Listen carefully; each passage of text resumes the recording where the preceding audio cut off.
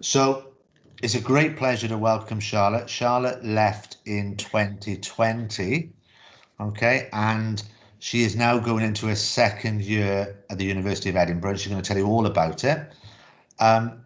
As I said, we go into, if you've got questions, put them in the chat. I will monitor the chat. I will also monitor the participants as well. So we're just going to share the screen so you should be able to see it. And I'm going to obviously turn the slides for Charlotte because she is doing this talk from us from her friend's house. Okay. Okay, because Wi-Fi is not very good at in her flat at the moment. So she's in another one of her friends' flats. So she's doing this for us. So I'm now gonna. Oops, hang on. Would help if I got the right slide. So you should now be able to see this slide. It's coming on. Okay.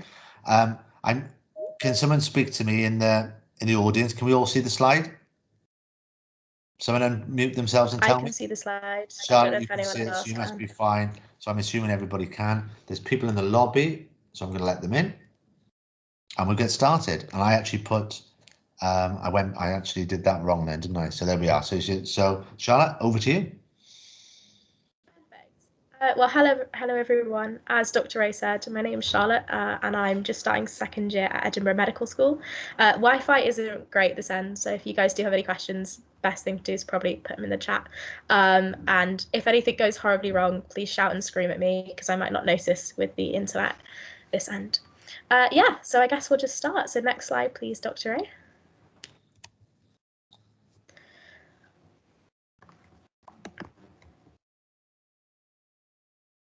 Okay, so hopefully if we have time, I'm going to cover a few different things today, starting at the very beginning with why I chose and why you guys might want to study medicine, and ending with a quick overview of what my first year looked like studying at Edinburgh. Next slide, please. Okay. Oops, hang on. Where's it not changes, Charlotte? Sorry. Yeah. It's okay. Okay. So when I was getting this presentation ready, I realized that the question, why do you want to study medicine, is still something that I really struggle to answer. So if you're thinking about it, but you don't know at the moment, that's okay. Essentially, for me, I think it came down to wanting to work in a profession that was very person-centered and had a lot of variety and gave me a lot of options. And work experience was quite important for me in confirming that medicine was something that I would enjoy. So I took part in MWOP, so the Medical Work Observation Programme at the Heath. That was a week, and I also did a week in a care home. And that was all the work experience I did. It was just those 2 weeks. And there wasn't really one moment where I realised, like, oh, medicine's something that I really want to do. It was more that I got to the end of the week and I still wanted to know more. With COVID, though, I think it's probably a lot harder, I'd say, to get work experience. But if you are struggling, you won't be the only one.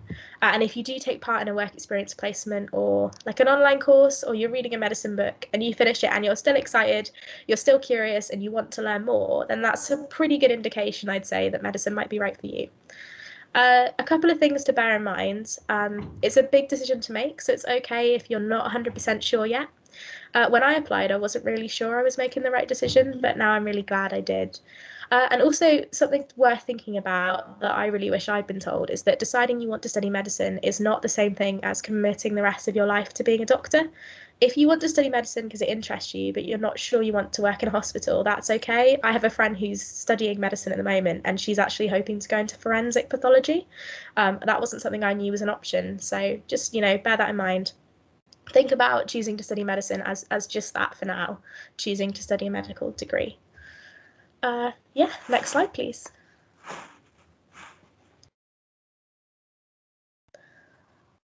I think there's a bit of a lag, so I might just keep talking through the next slide as it changes. I don't know.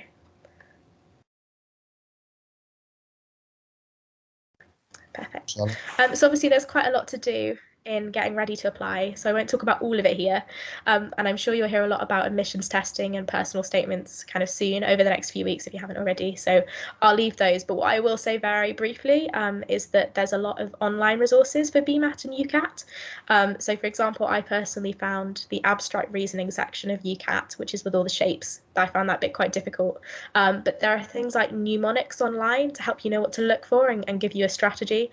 So have a quick look online if you are struggling, because there's a lot that you can use online. The main thing I want to mention here is work experience and supercurriculars. And in terms of volunteering and work experience, as I said before, I imagine it's quite a bit more difficult at the moment to find opportunities. But the document I've linked here at the top of the slide, I don't know if you guys will have access to these afterwards. I'm sure Dr. Rowe can send them to you. But the document at the top is the Medical School Council 2022 Medical School Requirements. So in it, it details all the entry requirements of, I think, all of the UK medical schools for this year. And in it, Edinburgh University actually says the quote here in pink, which is, we value quality of experience over quantity. So, if you are struggling, don't worry too much. Whatever you can get, even if it's not work experience and you're just at the moment kind of doing online courses and reading, just make sure you're reflecting on what you've done and not just saying that you've done it, because that quality side of things is more important than quantity. And if you are lucky enough to have lots of work experience and supercurriculars to talk about, maybe think about prioritising the moments that stood out to you most, because you'll be most enthusiastic about these, and that will really show when you're talking about it in kind of your statement and interviews. You probably won't have space or time to talk about everything. So, for example, in my personal statement, I mentioned a medical sciences introduction day that I went to, a personal experience I had with the medical profession, 3 key moments from a week shadowing doctors during MWOP at the Heath, and 1 key moment from a week I spent in a care home. And then I supported what I said there about learning from a book I read and actually my Welsh Back individual project. So you might have a lot to say, but narrowing it down to kind of the key things is really important. And something that really helped me when I was writing my personal statement was linking the point I was making back to a skill that you think is important in a doctor. That can help you kind of structure it if you are struggling. So think about that when you're doing kind of work experience and supercurriculars. And there's a lot you can do in terms of supercurriculars. So just find something medicine related that interests you and see where it leads, be that a Google search or a book you read, or, like a MOOC, an online course that you looked at. You don't have to read an entire book either. If it's just one chapter, but it's a chapter that you really enjoyed, then that's fine to talk about. Just make it really clear that you haven't read the whole book so they don't ask you about something that you haven't learned. One of the supercurriculars I mentioned that I've noted here on the slide was a book called The Human Brain by Susan Greenfield. And I was able to talk about that in conjunction with the brain surgery I saw during MWOP. So I managed to get kind of 2 things into the 1 point. And that was something that really worked for me. But always, always, always make sure that whatever you're doing as a supercurricular, you're enjoying it. Because if you're going to talk about it in a statement or interview, but you haven't enjoyed it and you won't come across as excited, then it's not going to do you a whole lot of good. So that's kind of my main point there, I think, for your supercurriculars. Make sure you're enjoying them. Okay, so I think next slide then, please. We'll just quickly talk about choosing universities and things to think about. Was that the next one, Charlotte? Because there's a bit of a delay when I press twice. Okay. I think so. Yeah, perfect. So the first thing we're thinking about that I noted here when you're choosing universities is their teaching style. So for medicine, there's a lot of different ways that universities teach. Some of the courses are more traditional, and they split the course into clinical and preclinical years, and some are more integrated. Some have clinical placements from very early on in the degree, and others don't. And universities also teach dissection and anatomy differently too. So a few allow students to perform the dissections themselves. That's not very many now, I don't think. A lot of them use prosection, which is where a lecturer or an anatomist does it in front of you and talks you through it. And some medical schools now just use 3D online models and books. So it's something to think about. The curriculums themselves can vary a lot too. So you've got problem-based learning, or PBL, case-based learning, CBL, or the traditional learning style that I mentioned earlier. And there's a link to the Medic portal in this slide that explains the different types quite well if you're not quite sure. So I applied to Cambridge and Edinburgh, which are both more traditional courses. That was something I felt would work well for me. And traditional courses, as I said, split into preclinical science-based years. So that's where you learn your biomedical sciences, and then clinical placement years later in the degree. I also chose to apply to Bristol and Sheffield, and those are more integrated courses, but I like them for kind of other reasons that I kind of mention here. As an example of a more traditional course, Edinburgh, you've got the first 2 years, you've got core content in lectures and tutorials, and we also do a bit of problem-based learning, which I'll explain later, and we get those twice a week. And then 4th, 5th and 6th year are clinical years. But the 3rd year is actually a compulsory intercalated year. So that brings us quite nicely onto the next thing to think about, which is intercalation. This was a mystery to me for ages, but what it does is it allows you to study a different and usually relevant degree for a year and be credited for it. So at Edinburgh, intercalation is compulsory, but some universities don't do it at all. For some, it's optional, and some you apply based on your academic performance in previous years. All the universities I applied to offered intercalation as an option or required it. And I quite like the idea of intercalation, either learning about something that you learn about anyway in more depth or exploring something a little further removed from your degree. But whether or not you want to intercalate is entirely personal preference, so it's worth looking into before you decide where to apply. One thing you will want to consider, especially if you're thinking about intercalation, is the length of the course. So most medicine degrees are 5 years, unless you're a postgrad, which is 4, but intercalation makes the 5-year degree 6 years. So it might not seem like a big difference, but you might want to think about financial implications of another year at university, how keen you are to get straight into working as a doctor, and also if it's an optional intercalation, your year group gets split up based on who does and doesn't intercalate. So just a couple of things to think about. Location is quite an obvious one. Again, it's just personal preference. Do you like a campus or a city university? Do you want to be close to home? Do you want to be far away?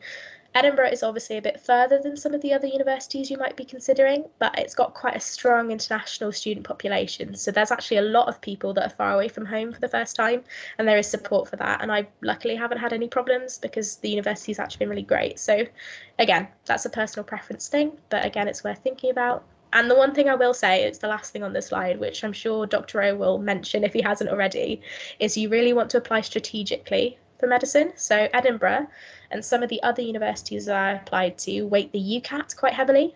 So I had to consider the strength of my UCAT score before applying.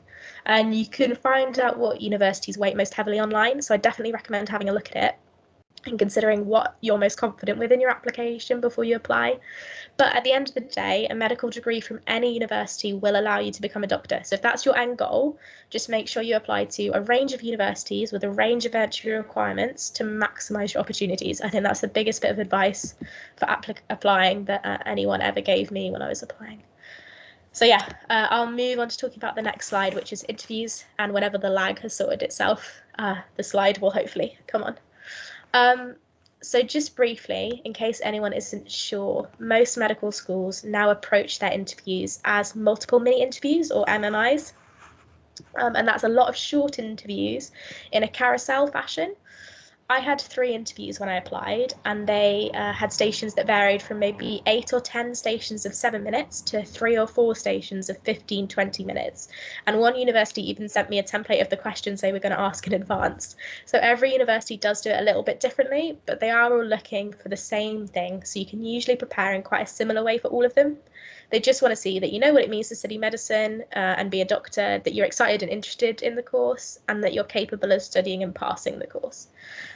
So something I found very helpful for interviews was having a notebook of common questions that I might be asked to interview, and I've noted a few of them here, and then revising these in the days before an interview, because I'm quite a forgetful person.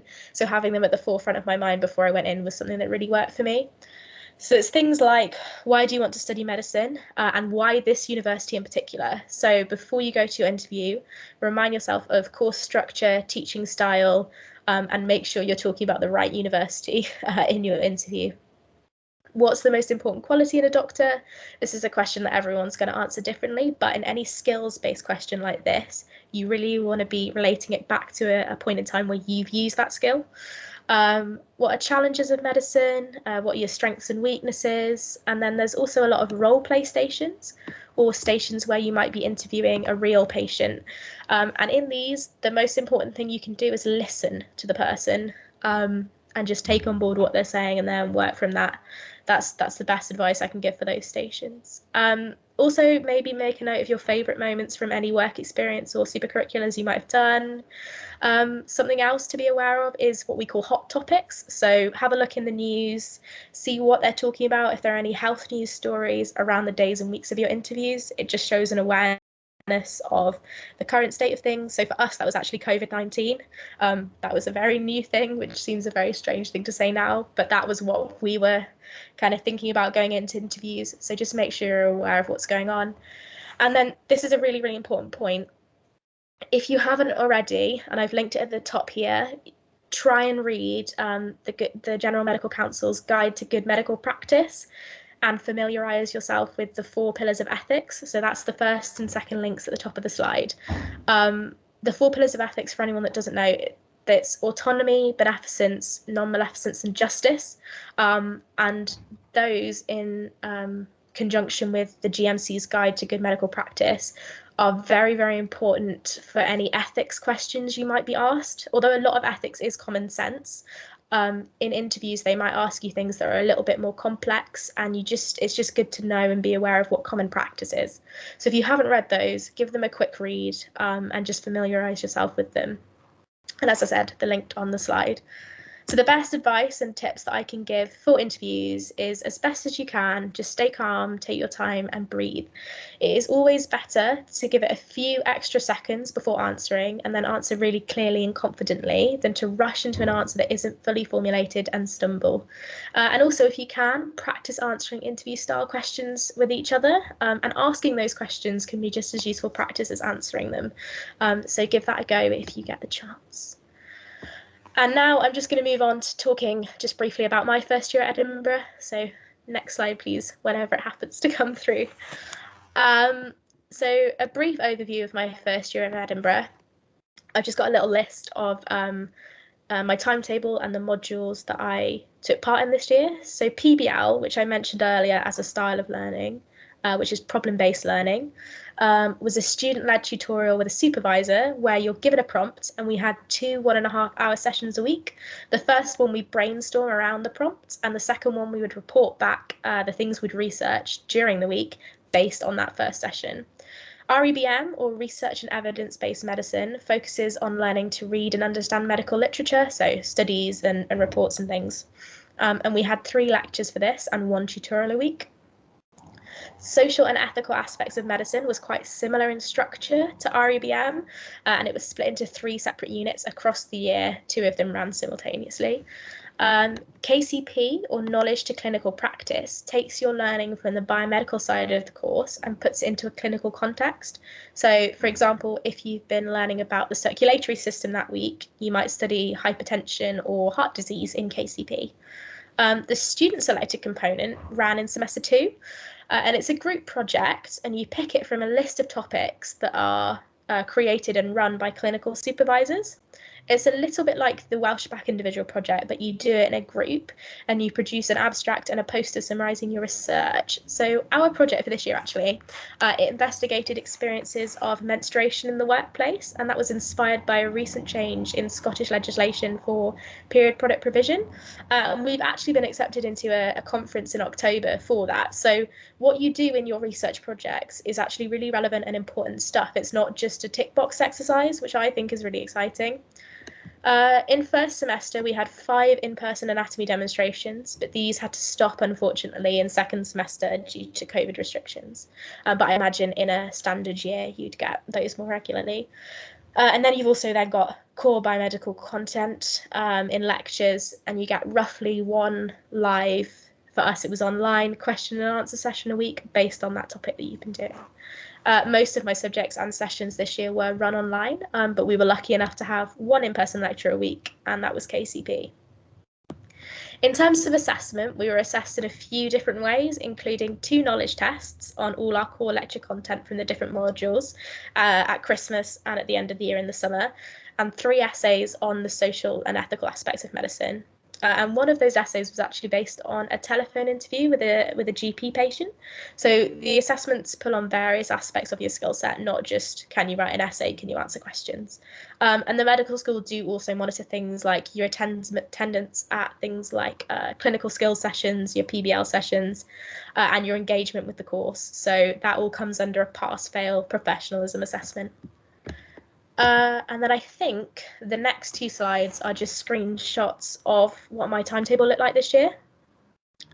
So in first semester, which I think is the next slide, there are bits highlighted in blue, and those are weekly sessions. So you can see on Thursday there's REBM that happen once a week, and SEAM that also happen once a week. You've got my in-person KCP tutorial at the bottom.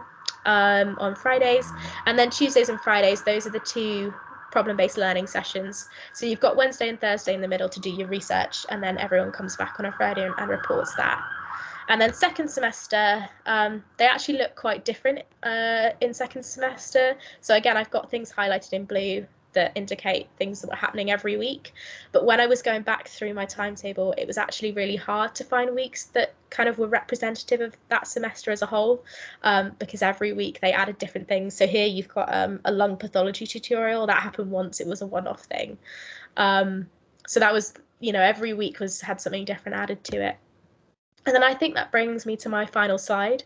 I hope it's been at least a little bit helpful, and feel free to ask any questions you might want to ask now, or on my last slide there is an email address, so if you would prefer to drop me an email at some point, feel free to ask any questions, and good luck everyone, I guess. So that's me done. Brilliant, thanks Charlotte. So if you've got any questions, please put them into the chat, and that's okay, because it's great to have Charlotte here in terms of this.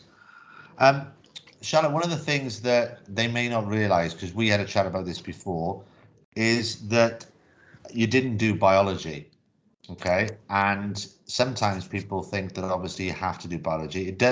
It meant originally, Charlotte, one of the drawbacks of not doing biology is that you had a smaller number of places to apply for, but it didn't stop you being a doctor, because the main one that you needed was chemistry. And Charlotte, you did, as I remember, you did further maths and physics in terms of that. So when people advise you about medicine, chemistry you have to do. Biology, it helps in the sense that it gives you more places to apply for. But you can apply without biology, but it does narrow the field down in terms of that. Do you find not doing A-level biology, you found it harder with the course? I think to a certain extent there are bits that were harder, but anything the thing I've used most is my A-level chemistry, which I'm sure you'll be pleased to hear, Dr. Rowe.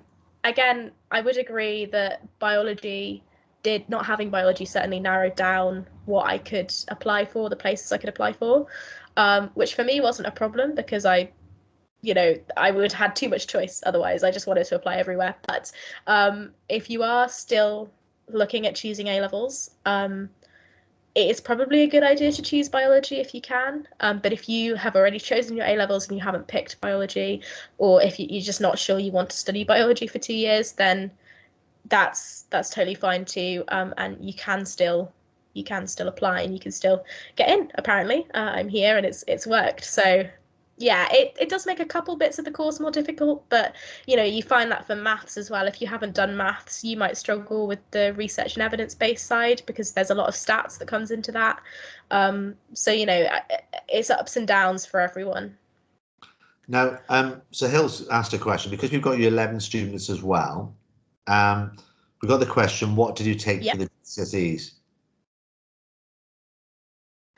So the 3 subjects that I picked, I don't know if you guys have more now. I can't remember if you're still doing like RS and Welsh back and things. I don't know if that changed, but I picked French, music, and computer science. Those were my three GCSEs. Absolutely. And as I said, in terms of GCSEs, what I would say to our year 11 students is GCSEs give medical schools an indication of your academic ability. Okay, so they want to make sure when they make an offer that, one, you can cope with the academic side of a medical course, yeah, and also that you're likely to get the grades when they make you an offer, because medical schools take a long time to interview everybody. It's not like other uni courses. They read your personal statement, they look at your grades, predicted grades, and give you an offer. They have to organize interviews for students, yeah, and that takes a lot of time. So they only want to make offers to students who they think are going to get the grades, and they have to be confident that you're going to get 3A grades or better at A level. So having good GCSE results can help. As Charlotte mentioned, not all universities will look at your GCSE results. They'll check that you've got maths and science, say, but they won't, and English, but they won't be worried about how many A stars. Lots of medical schools won't. They'll look at other things. So they'll look at your predicted A-level grades. They may look at UCAT, right, that Charlotte mentioned. UCAT is Charlotte probably describe it better, but it's a test which is almost like problem solving, which is like puzzles, and it looks at things like critical thinking, and it looks at some of your numerical skills as well. It's mainly decision making and things like that. And the test, you can take the test. Someone asked me this in year 12 recently. I think the test dates open from around about July, and they go all the way up to September, and you do them in a test centre. You did UCAT, Charlotte, didn't you? When did you do yours? Can you remember? Yeah. So I was quite late jumping on getting my UCAT done. So I definitely recommend, getting on that as soon as you can. I know it's probably not the most fun thing, but after you've done your ASs, check when UCAT opens, get yourself revising so it's done and dusted. I was quite late, I think. It was definitely the end of the summer when I did my UCAT. But the thing I would say briefly about UCAT, as I mentioned in the slide, is there are courses that will charge you and books that you can buy that will claim to help you with your UCAT. But I am here living proof that you don't need those. Please, if you don't think you can afford them, don't try and feel like you need to buy into that. There's so much stuff online. Just do the practice tests. I think Dr. Rose right, it's an aptitude test, so you've got verbal reasoning, mathematical reasoning. There's the bit I mentioned, which is abstract reasoning, which is a very weird bit that's a bit funny, like logic tests, and then a bit called situational judgment, which is where your pillars of ethics will come in really, really handy. Some of it's common sense, like breaking confidentiality of a patient and why you don't do that. But yeah, there's I think 5 sections including situational judgment, but just practice online. You don't need the books, you don't need the courses, and you'll be fine. And the advantage of doing the UCAT means you get your results before you apply.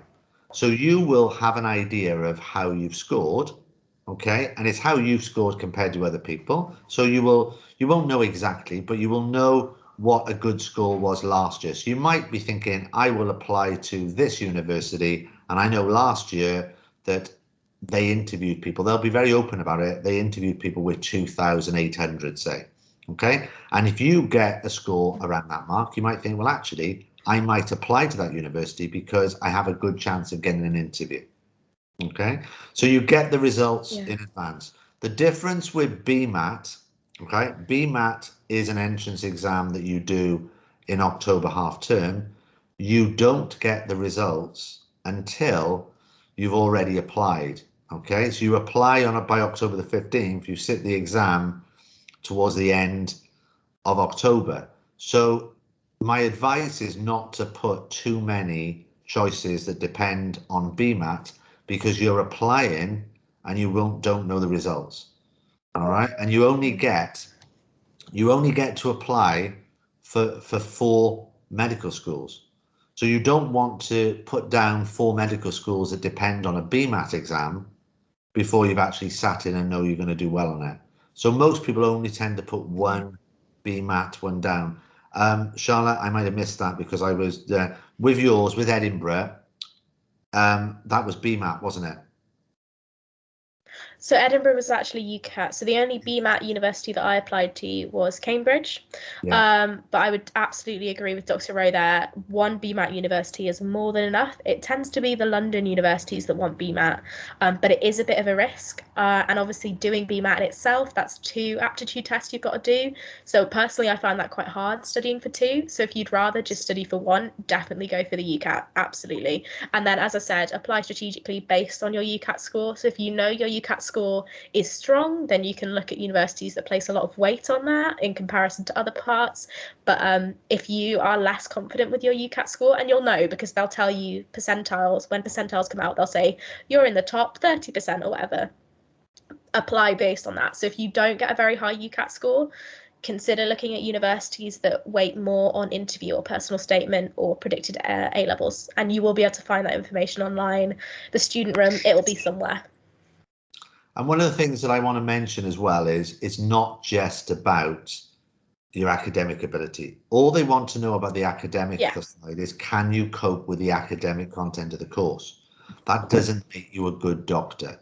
That's what they need to know, that you've got the personal skills, to be able to do a really demanding job. And that's why the volunteering and any work experience or any supercurricular stuff, okay, is going to come into it.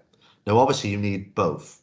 They need to be realised that you're a certain level academically. And that's where your good GCSE results, good performance in entrance exams, good AS results, etc. comes in. But it's the skills you develop. And now Charlotte was mentioned about MWOP. Now, the MWOP, as she mentioned, is the Medical Work Observation Programme that Cardiff and the Vale Health Board run. It is fantastic. Charlotte, though, was the last year group to do it face-to-face before COVID. Really? In 2020, it didn't run face-to-face, it ran virtually. This year it ran virtually, okay? Hopefully next year it will run face-to-face. Now, everyone is in the same boat. No hospitals were running work experience as such. So what lots of health boards and universities did, they run virtual work experience. And they encourage you to still develop those skills, maybe in volunteering. Maybe you help somebody in your community who may be older, and in terms of doing their shopping or stuff like that, or helping and supporting somebody. Make sure you do any volunteering you can within school or without. Now, it's going to be easier to do volunteering now as restrictions are lifted, so you're in a better position. And there's lots of things you could get involved in. You could work, hopefully restrictions will lift, that you could volunteer at a local care home.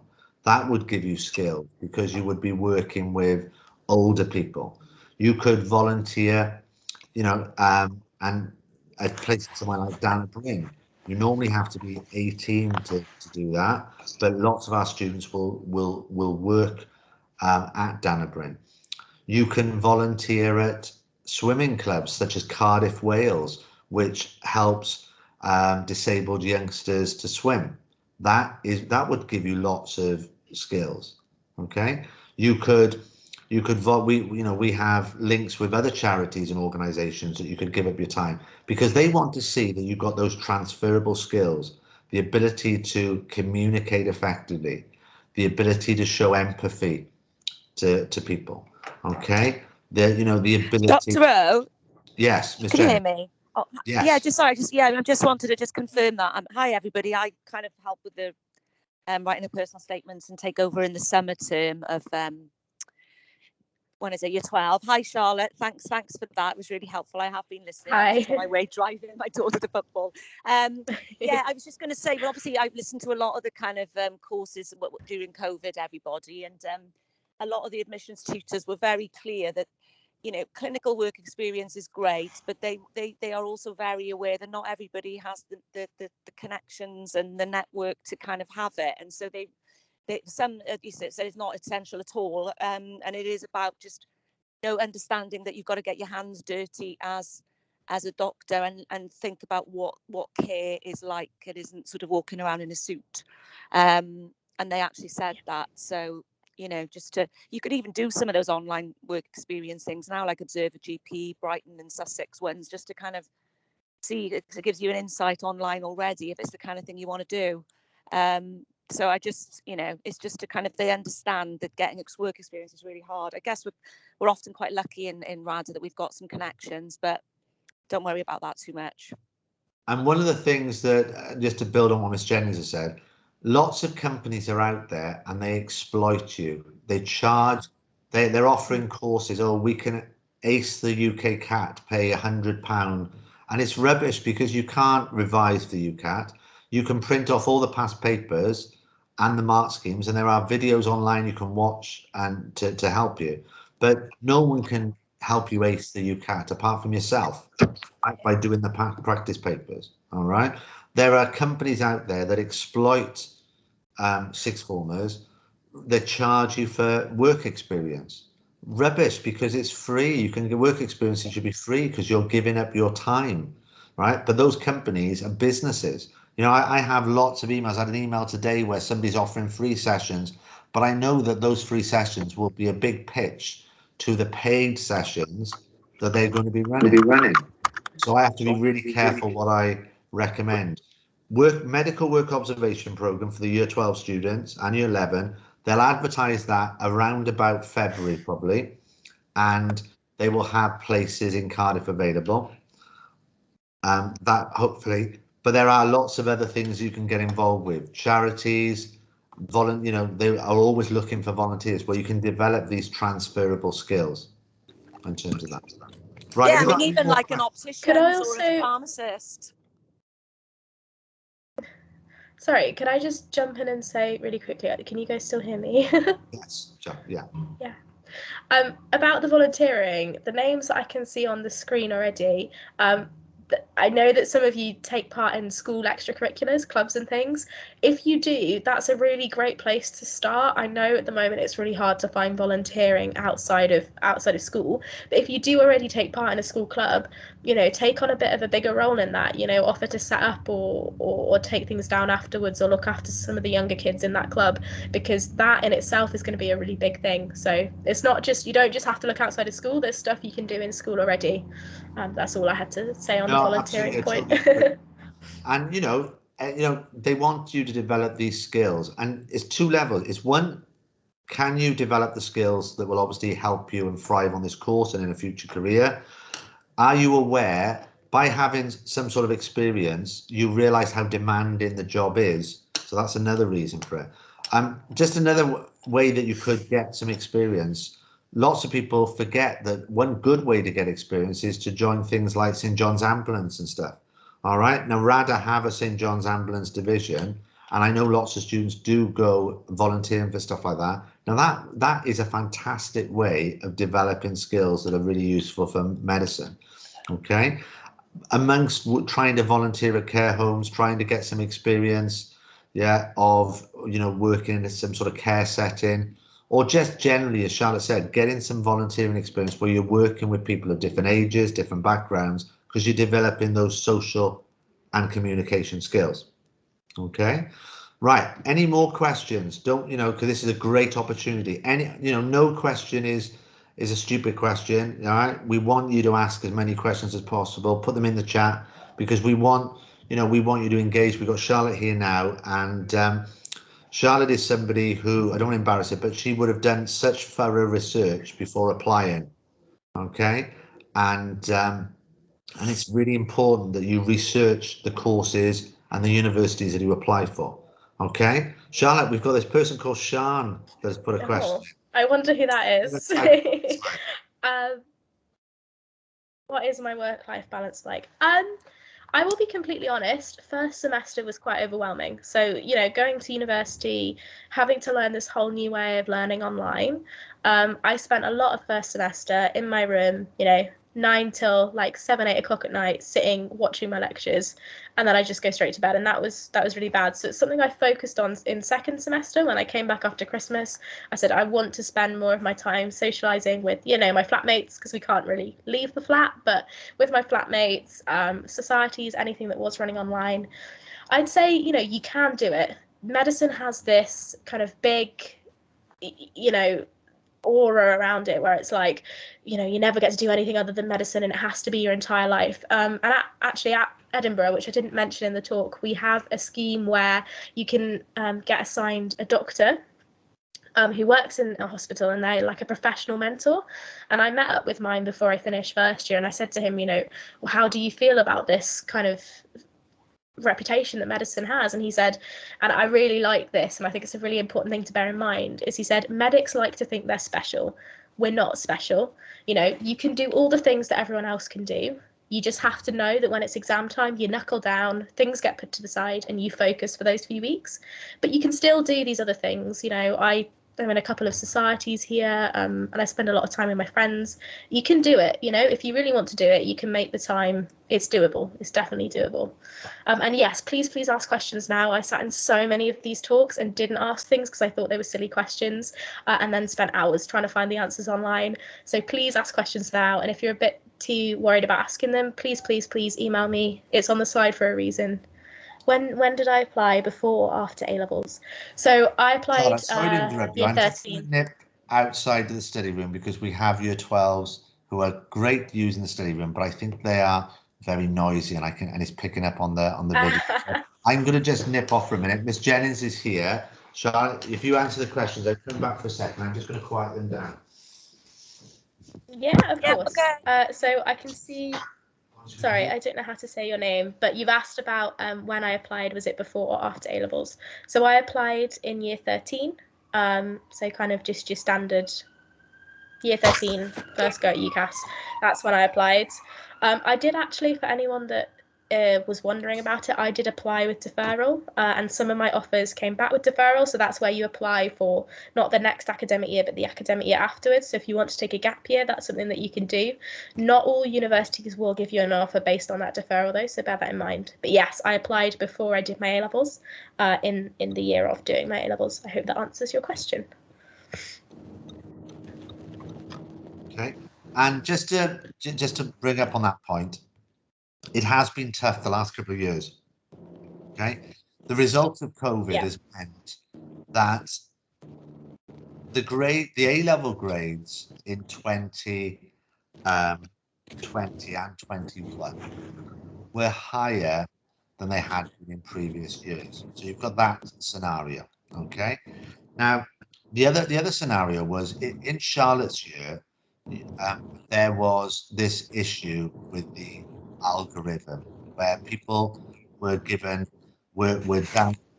on results day against the school predictions, and universities know the results before the students know the results, and that meant that they'd ended up not rejecting people, and then on results day, days after, the results got put back to the grades they should have been, and it meant the universities have got themselves into a bit of a mess, and they had lots of students who they needed to give places to, and they didn't have the places to give. So universities seem to be, medical schools in particular, have struggled because they've got more people who need places than they've actually got available. Okay, and I know that they've been to try and get more places for medicine. So it's meant it's been hard, especially last year. It was tough. Okay. We talked about entrance exams. Normally, you have a certain a UCAT score, and that would probably guarantee you getting interviews in lots of places. However, 2021, the students applying, last year, that's meant that they weren't able to secure those places because there's so much competition. But it is starting to get back to normal. And I expect this year and next year to be back to normal and students getting places. But it was very, very tough last year. And it's meant if people don't get places, they end up applying the following year. So it makes it hard again the following year. So it's been tough, but I think from talking to the medical schools, I think that it will start to rectify itself over the next couple of years. All right, so if you're a year 12 student now, I can see that it being back to normal probably when you apply. Year 13 students might be harder than previous years, but not as hard as last year. Okay, and year 11 students, I don't think we'll see much of a difference. All right, so that's what I predict, but that's just my opinion on it in terms of that. Yeah. Okay, we've got another question. I mean, go on, Charlotte. Just quickly to add to what Dr. Rose said there, I completely understand that you guys are probably quite worried about the effect of COVID and what that means for you and how many people will be applying. But I think the best thing you can do is focus on your application and be prepared that you might have to apply a couple of times. That's a lot more common in medicine than people realise. A lot of people take a year out before coming in and they apply 2 or 3 times. It's not ideal, but a lot of people do it. So don't worry too much about that. Focus on your application and just do the best you can, because it's really easy otherwise to get overwhelmed and stressed about that. So the question I can see here is, what specific things could I do in year 11 that will make my application attractive for universities in general? So I assume this is, not just medicine now and out with medicine. The thing I'd say is, get on doing things that are, things like the volunteering, maybe find somewhere you can go once a week, or get involved with school extracurricular clubs. Just do things that you'll be able to put in your personal statement that will show you have skills that can be transferred from different things, and that you're a rounded person, that you do things outside of academics, because university, obviously there is a really heavy emphasis on academics, but universities want to see that there's more to you than just I got this many A's and A stars. Or so start finding things that you like to do, start volunteering, get involved with school, and just work on being a rounded person. I think that's really the best thing you can be doing in year 11, and obviously work hard and revise for your GCSEs and do as best as you can in those. I hope that answers your question.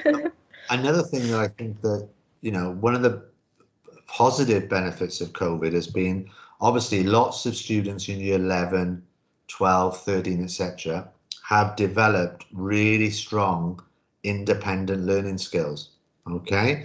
And that is something that universities are going to find very attractive, because at university, you have to have really good independent learning skills. Right? Because as you get older, there'll be more and more independent work. At GCSE, a lot of the, it's very much teacher led a lot of the time. Yes, you do independent work, but as you come into sixth form, we give you study periods, there's more independent work.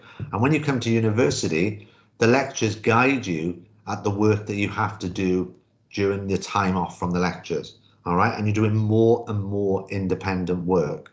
Okay. Charlotte will go to a lecture and they will talk about something, and she has to go away and read the recommended texts. She has to do her own research, and that's how university study works. Now, you have already started to develop those skills, all right, because of the various lockdowns that we've had, where your teachers have set you more work, and you've developed those skills, and those are good skills that will go on whether you do medicine or any uni course in terms of that. And what Charlotte was saying about extracurricular, just so you know the difference, extracurricular are things like, are you a member of the school orchestra? Yeah. Are you a member of the football team? Are you a member of the hockey team? Those are extracurricular. Supercurricular activities are things that you do that extend your knowledge beyond the classroom. So, for example, you might go to a taster lecture, all right, on a subject, or you might do some work experience, or you might do what we call a MOOC, which is a massive open online course. And lots of the universities have MOOCs where you can explore aspects of medicine or any subject. So you could do a module understanding cancer, or you could do a module on viruses, or you could do a module on dementia. You could learn that, and that would show the universities that you have interest in healthcare and medicine, okay, and that you could be able to show, it shows you you're a good independent learner. So there's lots of things out there for the year 11s and year 12s. Have a look at some of these MOOCs, okay, just so you know what they are. Year 12 in particular would be relevant because of the level, because these MOOCs are normally university level, and year 11 you might struggle with some of the science of it, but it's certainly worth exploring. A good website for you to explore is FutureLearn. Now, Charlotte, I remember you talking a little bit about the MOOCs that you did with that, I've forgotten it's called now, edX. Was it edX? Yeah, I used edX. So yeah, so yeah.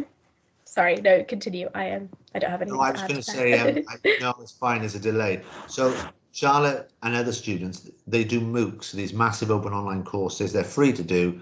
And universities such as Harvard and UCL and Oxford, Cambridge, Bath, universities will put together courses that you can study online. And it's really good for exploring different topics. The ones that you did on the edX, were they medicine related or are they more mathematical?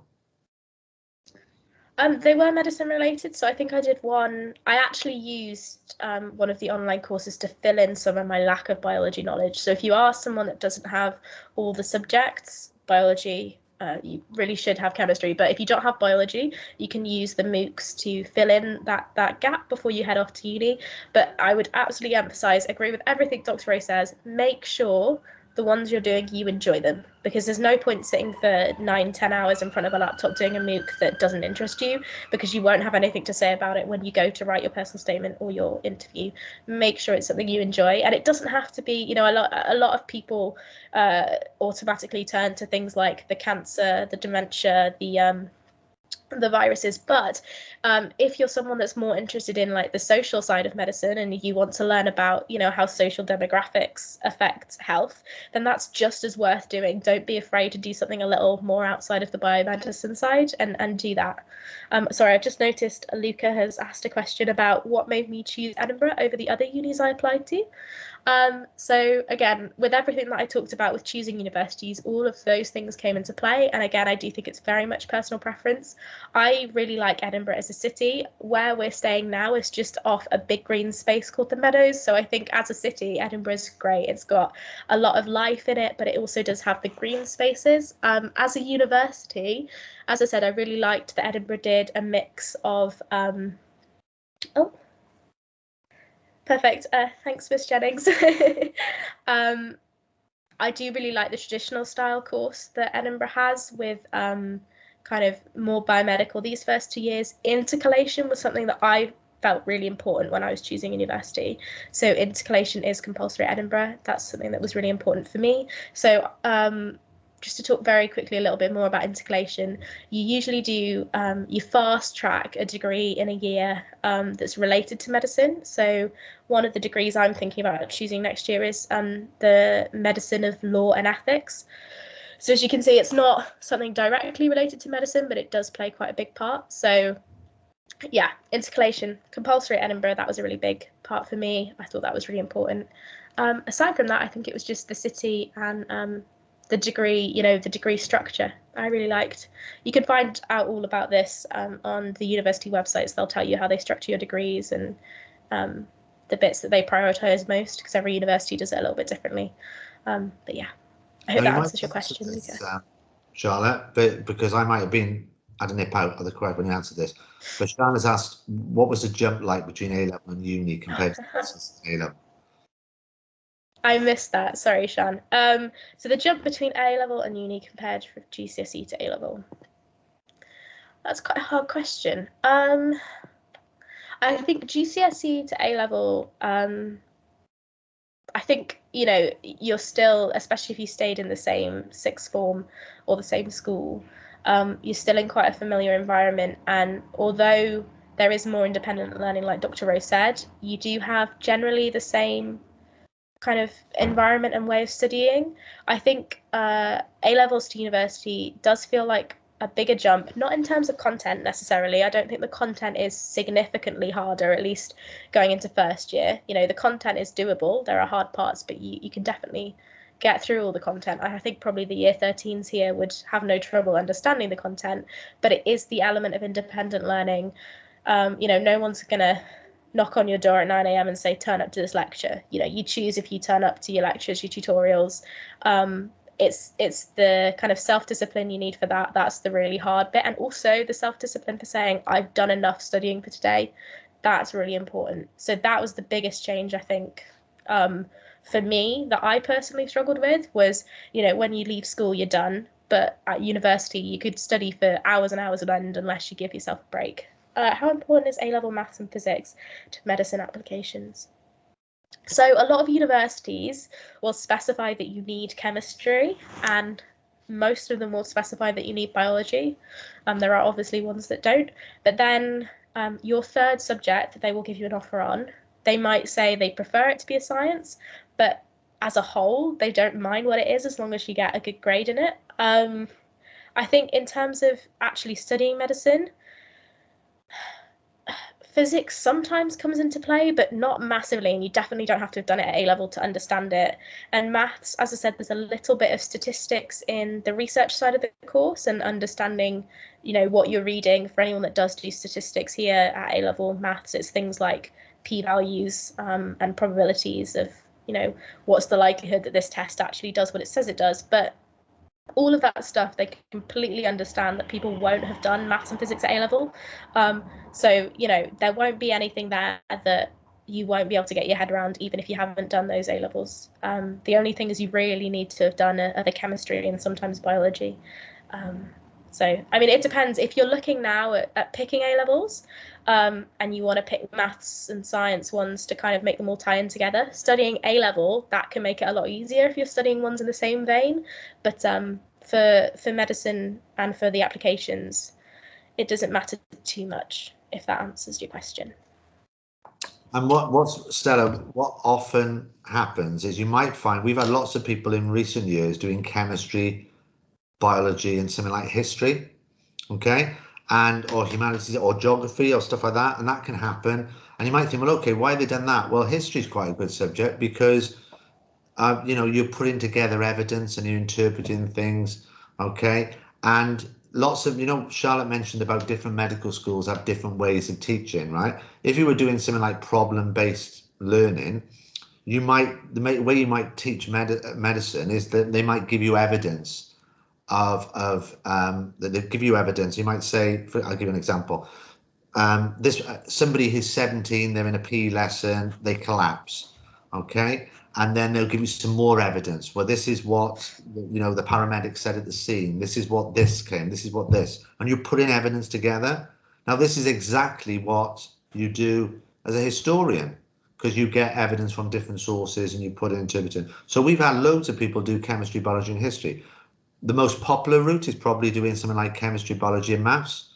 All right, if I surveyed all the medics out there, but that's not because maths is more beneficial for studying medicine. It's just because you have to do chemistry. Biology really helps you in terms of the number of universities you can apply for, and people who tend to do chemistry and biology A levels tend to be quite good at maths as well, so they do maths. It's not so much because maths is crucial to being a medic, but as Charlotte said, there is a statistical part to it, okay, in terms of that. So just really, sorry, I was just going to add something that I realised I completely forgot to talk about that's quite an important part of Edinburgh Medical School that not all medical schools do, and I just reread Luca's question and thought actually I should really mention this. So something that Edinburgh Medical School does, and I think Bristol do it too, not all the medical schools do it and some of them do, is we've got these things called academic families. So within the medical school, you are assigned 2 people in the year above, and they are your academic parents. And this year I'll be assigned to people in the year below, and those will be my academic children. And you create these little academic kind of self-contained families, and that's a really good support network. So if you are struggling with content or just getting used to uni life, you already have a really strong support network, and they help with like essays and your studies. So they're called academic families. Check with the universities you're applying to if they have those, because they're really, really helpful. I realised I forgot to talk about it and I should have mentioned it. So that was just me adding it there. Sorry, Dr. O. No, that's fine. And do you know what Charlotte said there is about doing research. And they will ask you at an interview, they may ask you, why are you attracted to this course at Edinburgh? Why are you attracted to this course at Bristol? Why do you want to go to this course at Cardiff? And you need to be aware of the differences between this university course and others out there. You need to know the style of the lectures and the learning model that they use. You need to know that because they expect you to have done your research, and they want to know that the university is right for you, because it's obviously very expensive to train somebody as a doctor, and they don't want to offer a place to somebody who doesn't want to be there because it's the wrong fit for them. They want to get it absolutely right in terms of that. Okay, I'm conscious of time because it's 6 o'clock. So yeah. I'm just going to give one more minute if anyone wants to type any questions in. And if we have no questions, what I'm going to say is thank everyone for coming, and thank you to Charlotte for Just Miss Robbins is just ringing me at this precise moment. Thank you to Charlotte for doing the talk today. Now, Charlotte's put her email on the screen, and Charlotte, are you happy for any students to email you if they've got questions? Please use it, guys. Make a note of it, put it somewhere. I have no problems, you know, if it's a year from now and you've thought of something you want to ask, or you're applying and you're really struggling, please email me. I have no problems like talking to you guys, because I know how scary it is to be on the other side of the applications and look at all these hoops you have to jump through. So write it down, make a note of it somewhere. If you've forgotten it, you know, ask Dr. Rowe. I'm sure he'll have my email somewhere. So yeah. Brilliant. Oh, bad network quality. Oh dear, I've just been told my internet's going quite badly. No well, at least it lasted for the hour. Well, it lasted. Thank you ever so much, Charlotte. That was a brilliant talk. Okay, thank you ever so much for coming, everybody, and have a nice evening. And I'll see some of you for Year 11 Chemistry tomorrow. Okay, we're doing bonding Thanks tomorrow, for having me, guys. Very good. Ionic and covalent, Charlotte. Oh, Joyce. Absolutely. Charlotte loved chemistry lessons, especially organic chemistry, and learning the mind maps, didn't you? Oh, absolutely. My favourite part of A-levels. Absolutely. Right. Thanks, everyone. Okay. And we'll close the meeting there, and I'll see some of you tomorrow.